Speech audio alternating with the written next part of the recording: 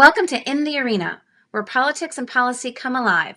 I'm your host, Mindy McAlindon, and we're diving deep into the issues, power plays, and strategies that shape our world. Whether you're a political junkie or just curious about how things work, this is the place to be. So get ready to jump in the arena. Joining me in the arena today is A.K. Kamara. He is the Minnesota Republican Committeeman. He was elected last year. Prior to that, A.K. was also state chair of the Minnesota College Republicans. He has worked and volunteered with several campaigns as well as conservative organizations over the years. Outside of that, A.K. is also a businessman owning his own business, and he is a political commentator. So please welcome A.K. Kamara. Hey, A.K., thanks for being here. Thanks for having me. It's Yeah. awesome to meet a fellow committee member that also likes to do podcasts. Yes, so you do have a big following, and I want to talk about this in a little bit, but I want to start.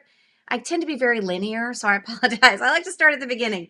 So your background is fascinating to me. It's such an American story, I think, son of an immigrant, but also all the challenges that you have had to overcome, and it's heartbreaking, and yet it's still inspiring at the same time. Would you mind sharing just a little bit of that background? I love this country, and I believe that the United States is one of the greatest countries to ever exist in all of human history. And I think that my family's story just kind of gives you a little bit of a flavor that is accurate and true, even in the year 1984, which is when I was born. But my father immigrated to the United States from Sierra Leone in West Africa. My mother's an American citizen. Her family has been part of her family going all the way back to the 1600s in the United States. So that's kind of that first little bit of a mixture where you have this combination of half immigrant and half American, that's been in the United States for a long time. But growing up, my family fell on very hard times. My father suffered with addiction. Mother and father got divorced. And I ended up as a small boy, 5 years old, 6 years old, living with my mother and my three younger siblings in, a 2.5, I should say 3-bedroom apartment in North Dakota. We were on low income subsidized housing. And really the way that it kind of worked out is that my entire childhood, I was on government assistance. And that persisted until my dad came back. Mom and dad got remarried to each other. Dad had got clean. Started a little taxi cab business, but my dad's old habits in regards to being involved in illicit drugs didn't end, and he ended up being arrested and went to jail. And so that's kind of like my background. So you ask yourself, well, this guy's probably ripe for, this is why America's bad, evil, racist, all the things that the left likes to say about our country. But it's actually not that. This perseverance is like, these are things that happened in my family, that happened around me. But I, as a American citizen and having this great country that I was born into, I was able to say, I don't care what happens to those around me. This country allows us to be able to use our talents, gifts, and skills if we are willing to put in the work and we are willing to be held accountable for our own actions. And that's exactly what I started doing when I was 17, about to turn 18. And so from there on, I'm out there on my own. I'm trying to learn, how do I become like a really well-rounded adult? And because of my faith that had been brought into my life at a very, very young age, is kind of like a cornerstone that was back there in the back of my mind, echoing, that helped keep me on a path. But I just said, I'm not going to make excuses. I'm not going to allow other people's beliefs or determination, their values determine what I'm going to be. And I got married when I was 20 years old, went to college, ended up graduating from the University of Minnesota with a bachelor degree. And then I started like really getting into politics. And here I am, fast forward another almost 20 years and I'm the Republican National Committeeman. And so there's a lot of little steps in there, but ultimately it didn't matter that I was born in a family that was, you would call it, broken in certain senses. It doesn't matter that I grew up in low income subsidized housing until literally I left the house when I was 17 years old. That's technically the first time that I had ever not lived on low income subsidized housing. None of that mattered. What mattered is my determination and the choices that I made, especially as an adult, and held myself to account. And so it just, to me, like I said, it's just a little slice, a little bit of a flavor that the American dream is alive and well in the United States. You just have to hold yourself to a high account. Sometimes it's hard to make those choices of cutting out people in your life that would drag you down or put a lot of chaos in your life. That's difficult, especially when these are people that you grew up with, even sometimes when they're family members. But that's what this country affords to you. It's not because I Yeah. was the smartest guy, because I'm definitely not. I always say I'm like average, maybe slightly above average intelligence. But I work hard because this Yeah, you country do. allows that. There's nothing standing in your way in this country unless you put obstacles in front of yourself. So let me ask you this, because it is, we talk about just generationally, it is very difficult to break out of a cycle of poverty or drug abuse. And so we see that happen. I mean, I've seen that happen in my own family or extended family, of where, you just see this generation after generation. And so it is amazing to me. And I think it is probably a testament to your faith, right? The Lord working through you. But was there anyone that stepped in your life, or did it truly come out of just what you knew, that little piece inside of us that God puts in us, that we know what is truly right, that you were able to make such a change in your life at the age of 17? I mean, that's amazing to me. Yeah, I mean, honestly, there's a bunch of little pieces, and I actually think that this is very typical of most Americans. If you just go and ask questions of like, was there anyone ever in your life? And there's not like one specific person. I can say my mother's father, my grandpa, Yeah. from like a standpoint of him just being such a caring man. He wasn't a guy that would talk a lot. He was more like I would see his actions and I'd say, my Yeah. grandpa, what an amazing guy. And then you go through high school and middle school and you learn about the Civil Rights Act. And my mom's white, and my dad is black, right? And they got married and together in the early 80s, and they had, mixed race children. And here's my grandpa, this mostly Irish and Scottish guy, quite literally, but he's always been like open and accepting and loving. And so like it made me ask like, how did my grandpa, so I would sometimes look at, his life and I'd ask questions, and he was old enough. My mom had me way later in life, that he was in World War II.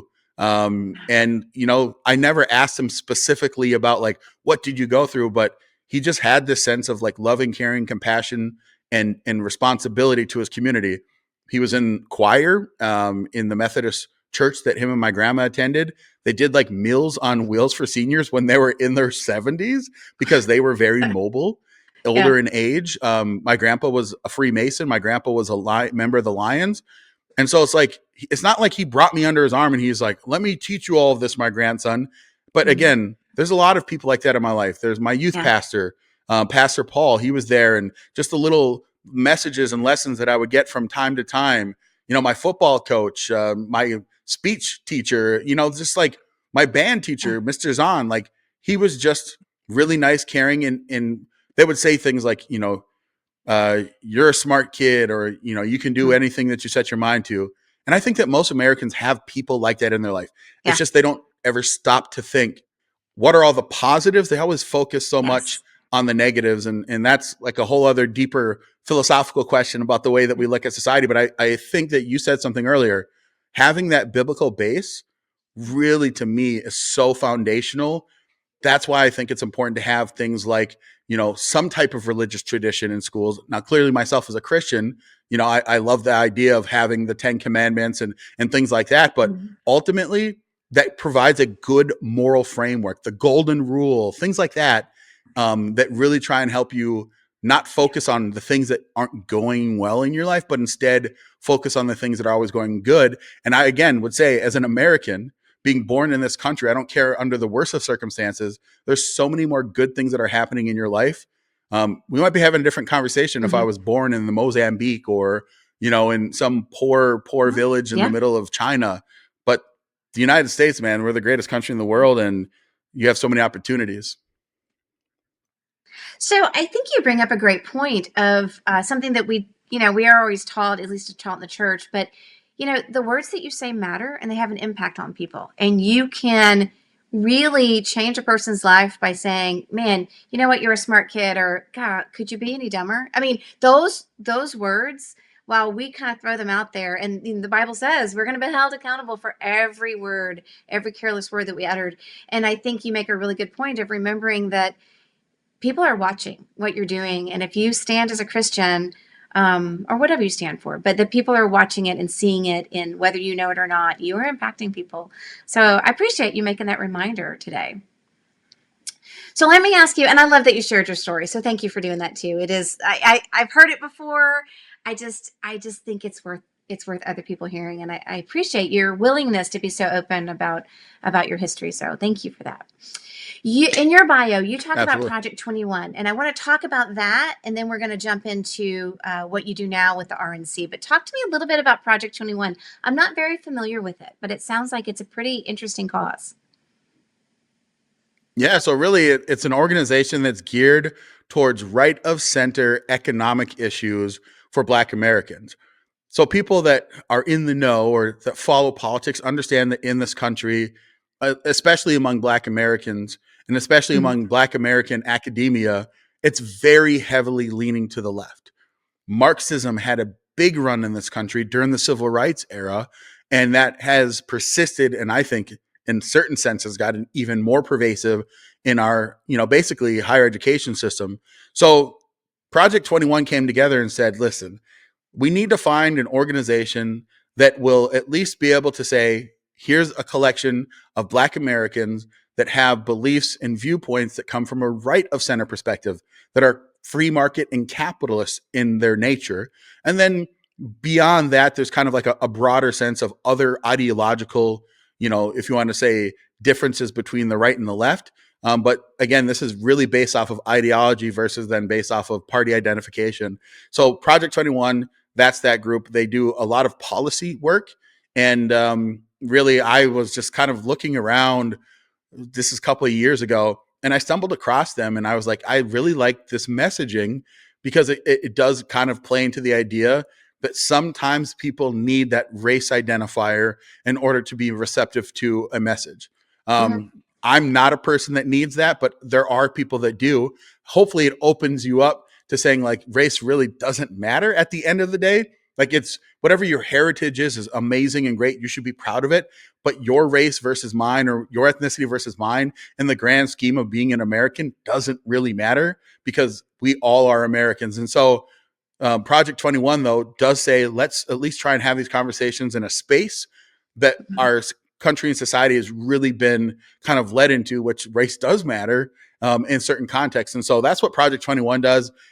They've been really good at like asking the different members that are part of kind of like, if you want to say their associates, hey, do you have any words that you want to contribute to this story? Or, if you want to write a 500 piece opinion editorial on this topic, we're going to push it out and try and get it published, or we're going to try and set up some radio interviews for you to really try and again have this dialogue from a perspective that is really catered to Black Americans. It's for anyone, but to kind of at least say, look at these alternative voices. And there's a lot of like people that are way smarter than me. There's PhDs, the whole nine yard. I'm just a guy that just, I'm an amateur philosopher, I call it. I'm an amateur researcher. I read and I like to know more about stuff. And people tell me that I'm pretty good at explaining it back in a way that's easy to digest. And thankfully, God gave me that ability. So It's a that's good what Project skill. 21 really is able to do. That's great. I appreciate you sharing that. It does sound like it is something that we need because it's sometimes we just tend to always think in terms of Republican or Democrat and that's the policy, but to be able to take something and say, let's just look at the policy and see how it applies and how it improves lives or doesn't improve lives, I think is a great way to kind of break down those barriers and break down some of the divisiveness that we have as well and to really talk about policies that change lives. So thanks. I appreciate that. So let's talk about you being the national committee man. That's a big leap. That is a big leap from where you were. Now, you were head of the College Republicans. So you'd already been on that stage in Minnesota. What made you want to run for RNC committee man? Well, since the time that I first entered college in 2006 at the University of Minnesota, I had decided that I was going to be a political science major. And so I was a non traditional student. Long story short, I got married at 20. My wife said, hey, you, if you want to, like, I don't know, take care of us long term, probably need to go back to high school and get your high school diploma. And so I did that because I was only a credit and a half short when I dropped out of high school when I was Wow. 17. So I did that. And then my dad just got out of prison and he had just finished, he went back to college and finished up his bachelor degree from way long time ago when I was a little boy that he had first started college. And so he finished his bachelor degree and he says, my son, you should go to college. And I was like, why should I go, Dad? And he's like, it's just good to have. You're young enough. So I applied to go to to college in North Dakota.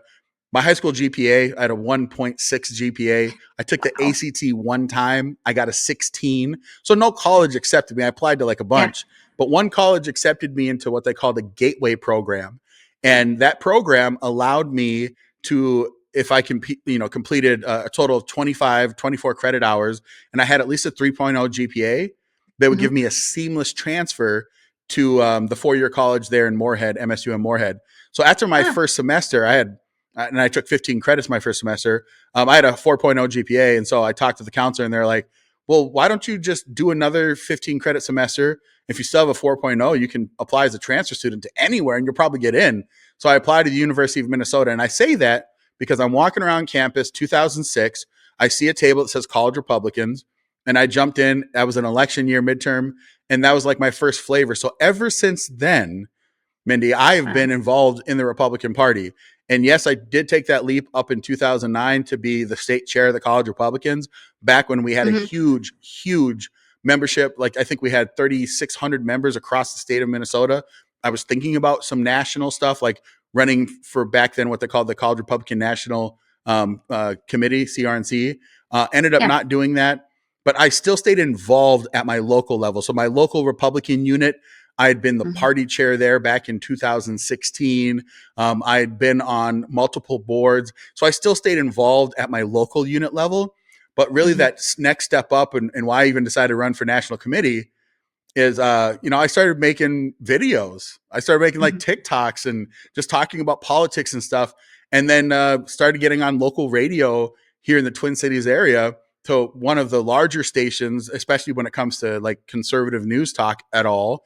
And so I started growing like a decent following and people were asking me questions and I, went and I endorsed a candidate one time running for governor. And so someone's like, hey man, have you ever thought about running to be national committee man? I'm like, that's for people that have put a lot of time and energy into the party. And they're like, 2006 is a long time. I'm like, fair. Yeah. I think that is quite a long time. And so I decided to run and I crushed it. I actually had a challenger Okay. who's actually ironically now 6 months after the fact, the party chair, but I beat him on the first Alex. ballot. I got 60% of the vote. So, Wow. people tell me that's pretty good. That is pretty good. Yeah. And Alex had been there for a while, as I recall. So yeah, I'm sure Only he like was two well and a half respected years, too. but yeah. That's good. That's good. Well, I'm so glad that you did, and I'm glad that we met back at the Turning Point event. So sorry, my phone rang.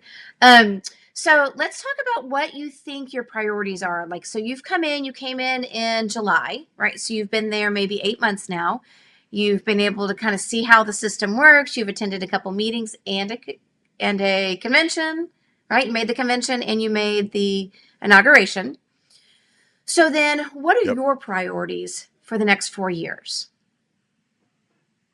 Well, I applied, or I don't know what you would technically call it, but I asked if I could be placed on the grassroots committee, Uh huh. and I believe Chairman Watley should be announcing those pretty soon. But Hmm. I hear that maybe I'm going to be on the grassroots committee. Yeah. So I really honestly to answer that question, I think my main focus is going to be to try and get more people involved in the party, especially in Minnesota, which has a very unique role for national committee man and committee woman.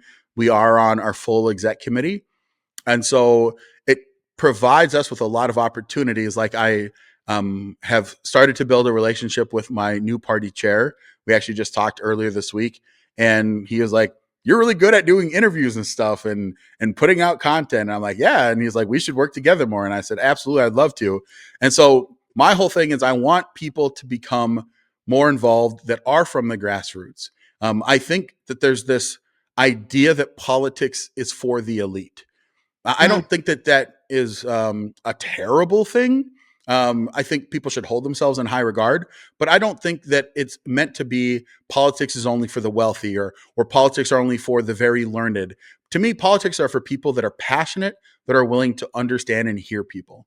And so Yeah. if you come from a working class background, I think you should be involved. If you're a mom, I think you should be involved. If I don't really care what your background is, if you're passionate about your community and you Mhm. look at the Republican Party platform or the history of the Republican Party and you say, I believe that that's the right party, you should become involved. And so that's one of the things that I'm really passionate about, because I fundamentally, and this is going to sound a little bit cliche, but I really do think the Republican Party and its values can actually help make people's lives better.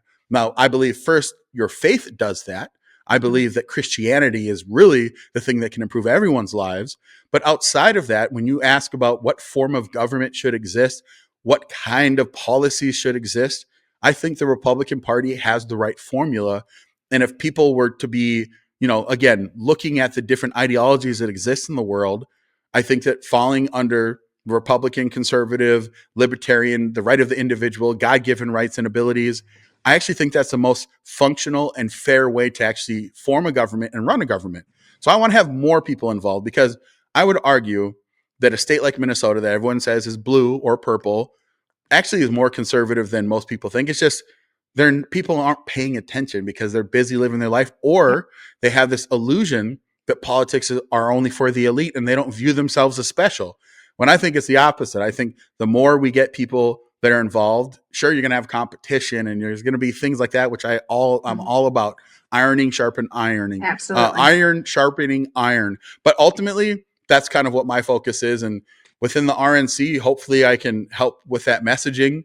And we'll see. I mean, at the end of my 4-year term, if I'm running for another term, I guess I will have liked it. If not, I guess I didn't. Yeah, yeah.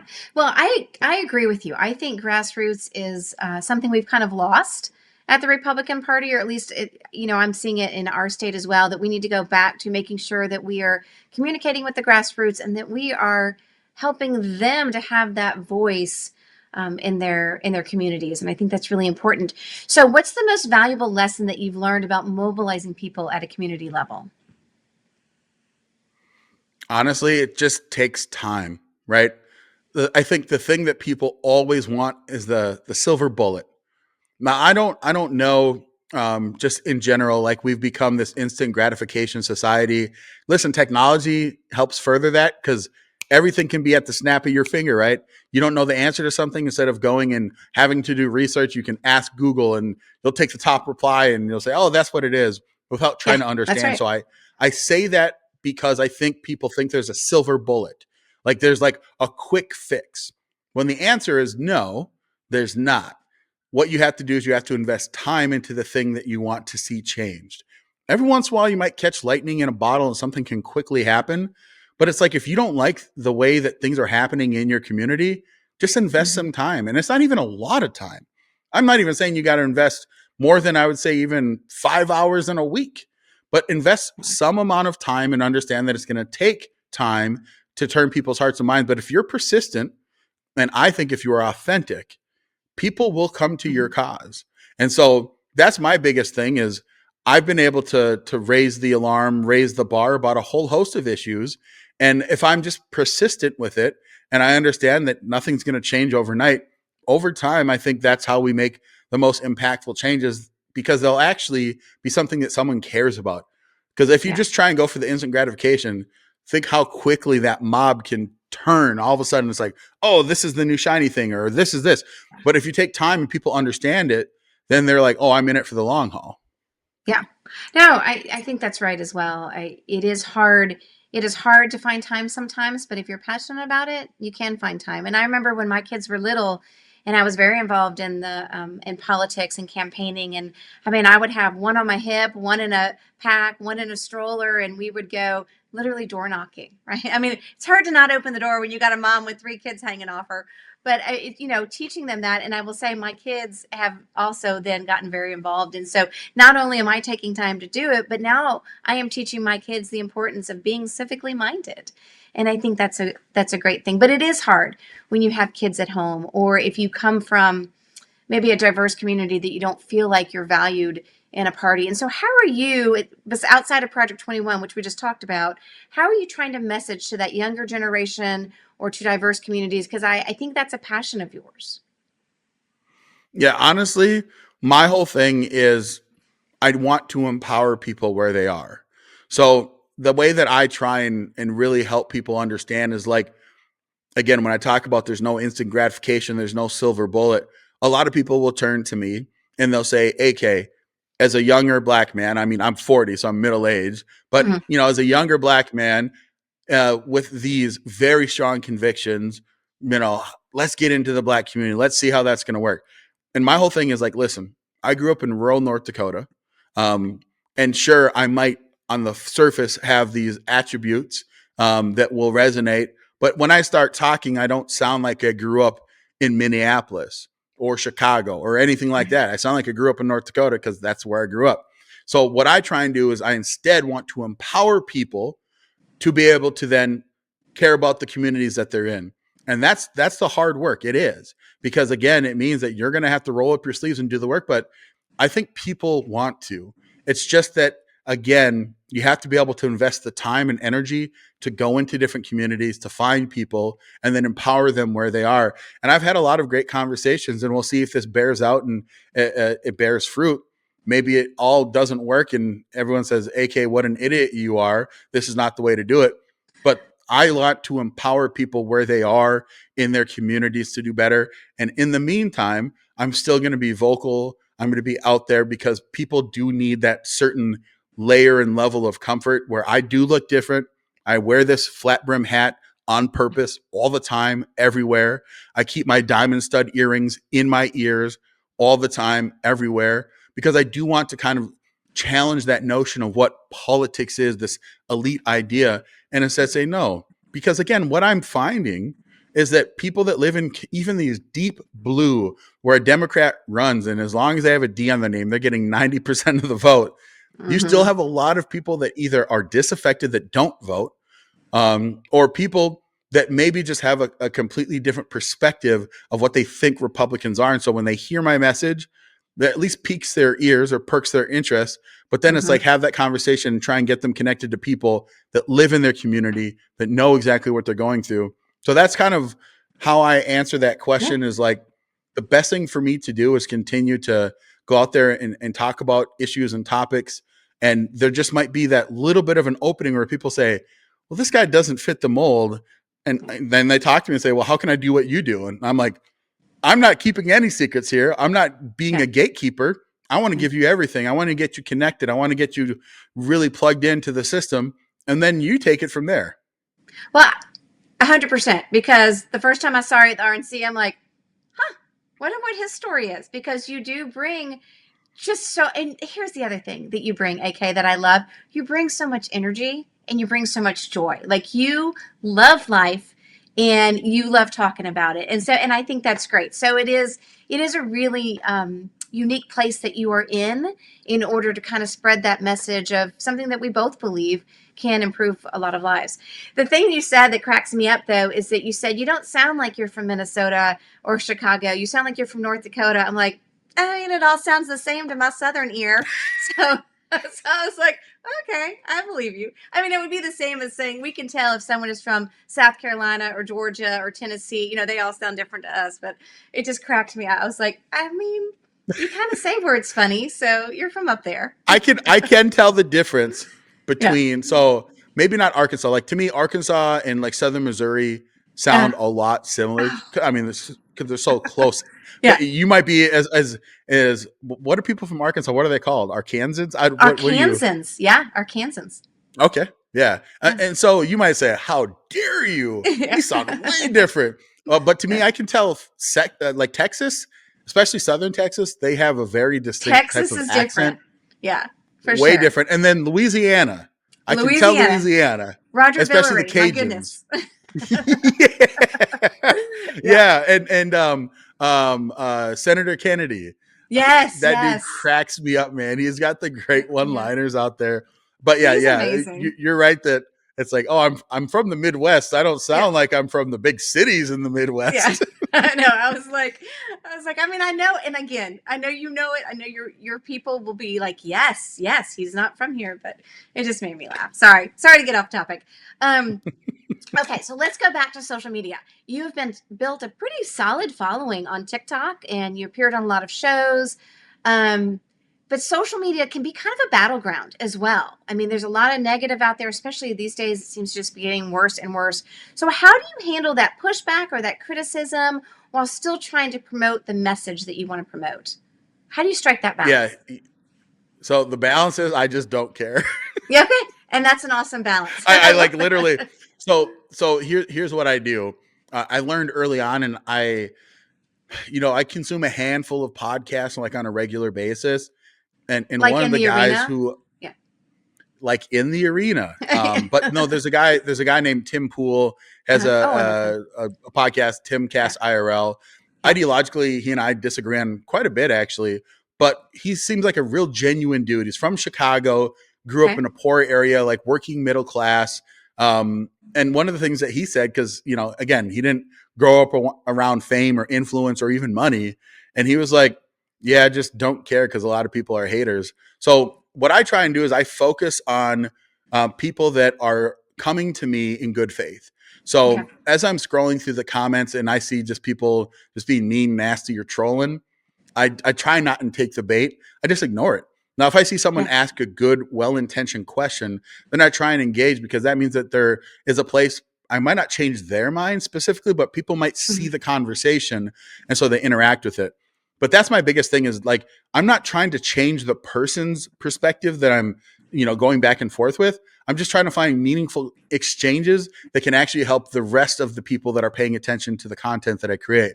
And then secondly, I don't care. Like I kind of look at it as a game. Sometimes I will feed the trolls, as they say, with intention because I think sometimes that can be funny too, where people can read just the level of trolling that happens. So if someone tries to troll me, I sometimes try and out troll them, but that is more of just like my own personal entertainment. I don't think there's a whole lot of value that comes out of that. But yeah, I just honestly, I just don't really care. When people say wild things to me, like super racist or anything like that, I laugh and I'll show my wife and say, "Look at this person. My goodness, like we should pray for him or something because wow, like to have that kind of feeling is pretty insane." But I just let it Oh, roll off of me. But yeah. that's what I have to try and do. Even in real life, I would imagine if I came across someone and they're being real mean, rude, and nasty to me, I'd Hmm. probably be like, this person probably having a super bad day. It ain't worth Yeah. my time. Now, sure, when I was younger, I might try and fight him or something, but it ain't worth that anymore. So I just kind of Yeah. operate the same principle that online people are even more likely to just be wild and outrageous, especially when you can be anonymous. Yeah. No, that is a really good point. So we have already covered 30 minutes worth, and I feel like I haven't even hit the tip of the iceberg of the list of things I wanted to talk to you. We haven't even dug into Minnesota politics yet. So, but before I wrap this up a little bit, you just attended the White House Black History Month celebration. I cannot imagine how amazing that was. So just download it to me. Tell me all about it. Yeah, it was amazing. One of the things that I love about President Trump is he is just willing to go right after issues that might seem controversial to different people. So, Yeah. on one hand, President Trump signs this executive order saying that reaffirming February is Black History Month. On the Yeah. other hand, he signs executive orders getting rid of DEI. And some Yeah. people are like, I don't get it. What's the difference? Yeah. Isn't it the same thing? And I love because it's not the same thing, for one. Black history is American history.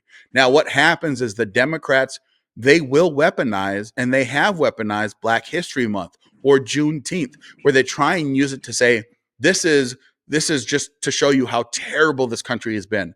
Whereas the way that President Trump did it, he said, we're going to honor amazing Americans who happen to be Black. And so that's basically what the gist of the ceremony was. That's Unveiled awesome. that there's going to be all these great statues of Americans throughout the history of the United States that are great Americans that are also Black Americans. But it doesn't focus and say, oh, woe is me. We need this month because of all the atrocities that happened to Black Hmm. people. It's like, listen, we all know history. I don't think there's a single sane, good intentioned or well intentioned meaning person that would look at any of the bad things that have happened in US history and said, yeah, like I'm glad that happened. I'm glad we had slavery. I'm glad we had segregation. I'm glad we interned Japanese Americans. No one's going to look at that. We're going to say, yeah, those are bad things that happened, and let's try and not make them happen again. But also, that has been human history. So let's not try and set ourselves so much separate that we have to go back and be sorry of all the things that happened in the past. That's insane. I think that we can look to those issues and look to those times and say, what can we learn? And what I believe is we can always learn that there are times in our history that we just haven't held ourselves to the standard that we should have been holding ourselves to. Our founding document said that all men are created equal, right? When you look at the Bill of Rights, it didn't say if you're black, these don't apply to you. And this was actually the argument and conversation that Frederick Douglass had, a man who was born a slave, that got his freedom, that argued for the right of the Constitution to exist and argued that we should keep this country whole, but we should probably get rid of slavery. So that was so fantastic. But again, with the White House event, got to see so many great, celebrities in the space. Terrence K. Williams saw him. David Harris saw him. I mean, there's a newer TikTok guy named Jeffrey Mead. I think he's really, really informative. He's great on TikTok. Saw him. A guy named Topher, who's with Turning Point USA, King Randall. Like, there's just so many great people that I'm like, I see their content. That person's awesome. Tiger Woods was there. Judge Joe Brown was there. Like, it was so cool to be there in the White House. It was my first time ever going to the White House. Yeah. And President Trump, he loves Americans. And that's really what the Black History Month event showed, is he doesn't care what you are. If you're an American, he loves you. Thank you for sharing that. Yeah, I saw your pictures, and it looked just absolutely amazing. And it was a celebration, which is what it should be, right? Celebrating accomplishments, and maybe there are things we still need to overcome, but we can celebrate where we've been. And I will say the biography of Frederick Douglass, I think it's an autobiography actually, is pretty amazing. If people haven't read it, they need to check that out, because it is a pretty amazing story that he has, because he had, just a terrible, terrible upbringing, of course, as a slave. And then what he was able to accomplish and overcome is pretty spectacular. And to still say, I love this country. So it is great. Yeah. I'm glad you brought him up. Honestly, what I would encourage people to do, now this happens like basically the 4th of July, the left has weaponized Frederick Douglass's speech to what is a slave. Yes. What to the slave is the 4th of July, something to that effect.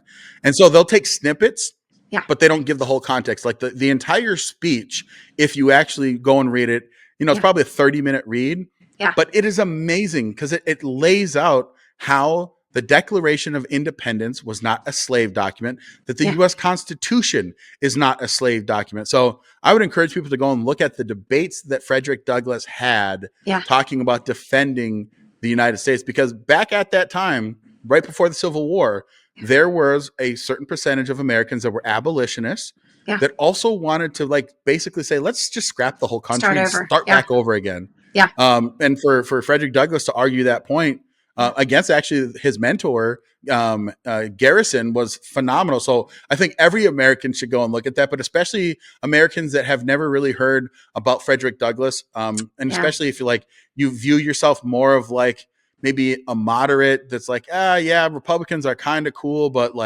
is our country really is it really that great? The founding, or was it a bunch of old white racist men? Go and check out Frederick Douglass. He'll change your mind. I'm so glad you said that. That's actually been required reading. We homeschool our kids, and that was one that my kids all were required to read that, just because it's a perspective that you hear distorted all the time. I am so glad you brought that up. Thank you.